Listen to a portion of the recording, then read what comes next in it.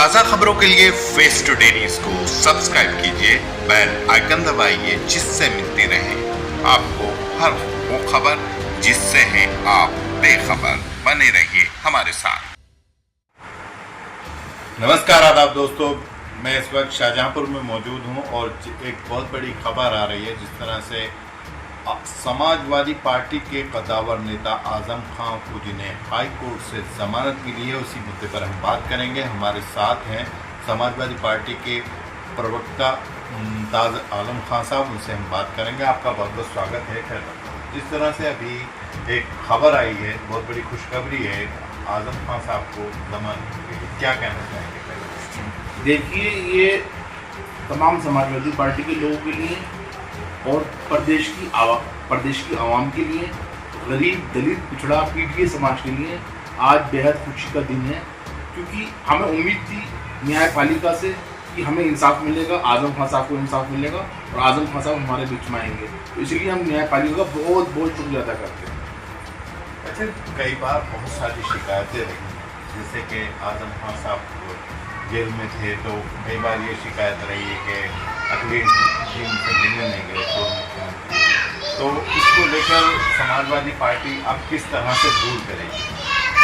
देखिए, ये कुछ भारतीय जनता पार्टी की आईटी सेल है, तो समय समय पर बेतुकी और बेबुनियादी खबरें उड़ाते हैं, जबकि आजम खान साहब का संबंध और आदरणीय अखिलेश यादव जी का संबंध पूरे दुनिया को पता है कि उनका एक बाप और बेटे का संबंध है, एक परिवार का संबंध है।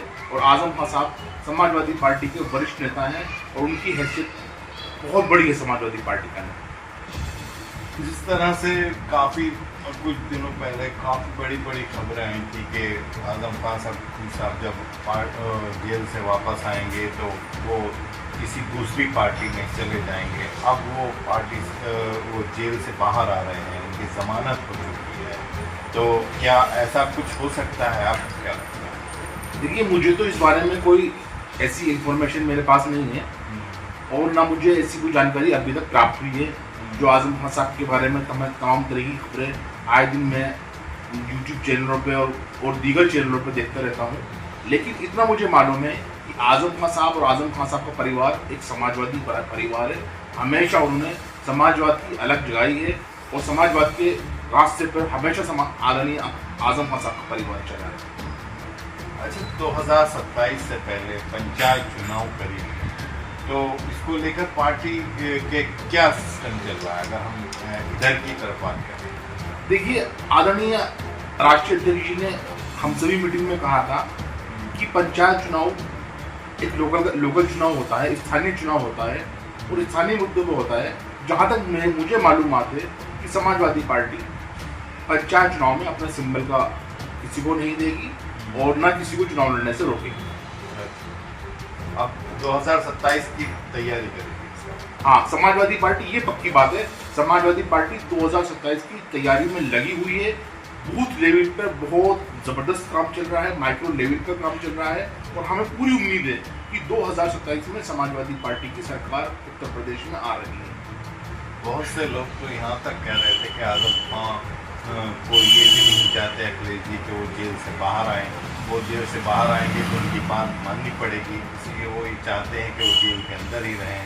और अब ये वो आजम खान साहब बाहर आ रहे हैं, तो पार्टी में किस तरह का माहौल देखने को मिलेगा? क्या पूरी पार्टी में हर्ष का माहौल है, खुशी का माहौल है। लोग मिठाइयाँ बांट रहे हैं कि आदरणीय आजम खान साहब को इंसाफ मिला है और बहुत जल्द आजम खान साहब हमारे बीच में होंगे।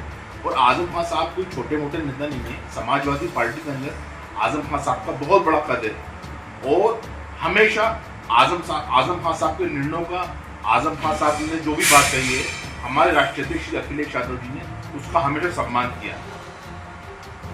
आजम खान साहब के यूनिवर्सिटी को लेकर बहुत सारे वो हो गया था, नुकसान हुआ, बहुत सारी चीज़ें बीच में रुकी हुई थी बहुत, तो कहीं ना कहीं इसको लेकर जो एक झटका लगा हुआ था वो भी कहीं ना कहीं आगे उसकी तालीमी निज़ाम को बेहतर बनाने की कोशिश की जाएगी। देखिए, आपने बहुत अच्छा सवाल किया कि भारतीय जनता पार्टी और खास करके आरएसएस कभी नहीं चाहती कि पीटीआई का बच्चा पढ़े, क्योंकि जब पीटीआई का बच्चा पढ़ेगा तो इनसे सवाल करेगा कि आप संविधान को क्यों खत्म कर रहे हैं, अपने हक और हकूक की मांग करेगा।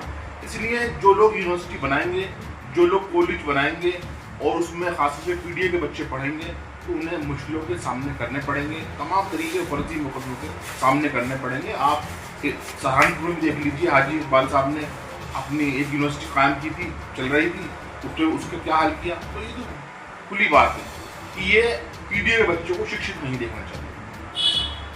ये वो बहुत बड़ी बात है आपने कही है, और कहीं ना कहीं ऐसा कुछ देखने में भी आ रहा है। लेकिन अब फिलहाल जो चुनाव का जो मोड़ है वो कहीं ना कहीं पार्टी में देखने को मिलेगा और ज़्यादा एक हर्ष का माहौल होगा।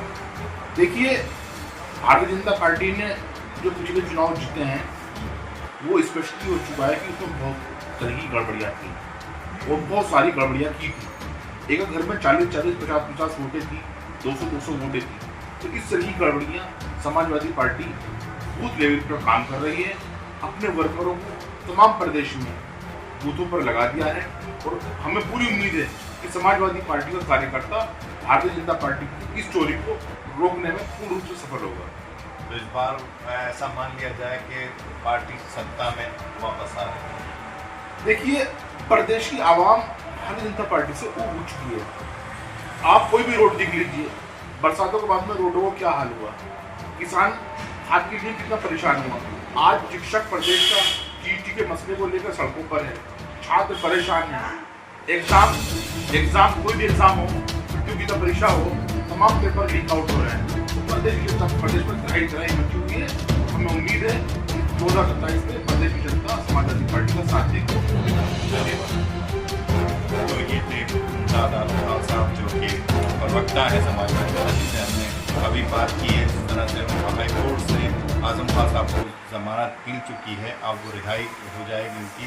तो कहीं ना कहीं एक बहुत बड़ी खुशखबरी है और समाजवादी पार्टी में एक जश्न का माहौल है। स्टूडेंट्स के लिए मैं शामिल सुन रही एक फोटो ले रहे थे, साहब बात कर रहे फोटो लेती है। अच्छा है, उधर बढ़िया रहा, साफ आ रहा फोटो, सही आ रहा ये भी ले, मतलब पूरा ले, है मेरा छोड़ के। ये बात है जी। तो लगता है कि इस बार सत्ता में आ जाएगी पार्टी। बिल्कुल 2027 में समाजवादी पार्टी इंशाल्लाह सरकार में आ रही है।